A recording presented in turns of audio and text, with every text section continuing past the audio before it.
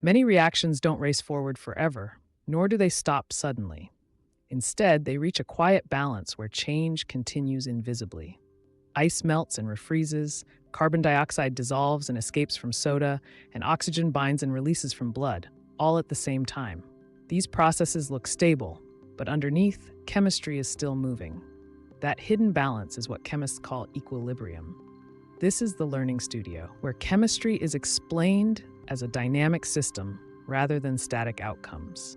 And after understanding how fast reactions happen, the next logical step is to understand what happens when forward and reverse reactions begin to compete with each other.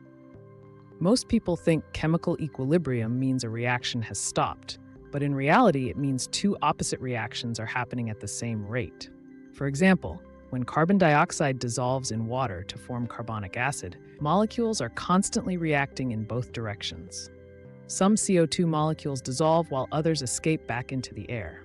At equilibrium, there is no visible change, but molecular motion never stops. At the atomic level, the mechanism is clear. As reactants turn into products, the concentration of products increases, making it more likely for the reverse reaction to occur. Eventually, the forward and reverse reactions reach equal rates. When this happens, the overall composition of the system remains constant, even though bonds are continuously breaking and forming beneath the surface. This dynamic view of balance was clarified through the work of Henri Le Chatelier, who showed that equilibrium systems respond predictably to change. If temperature, pressure, or concentration is altered, the system shifts in a direction that counteracts the disturbance. This principle explains why increasing pressure favors certain industrial reactions, why changing temperature affects yields, and why living systems can adapt to changing environments. Understanding equilibrium transformed chemistry into a science of control rather than observation.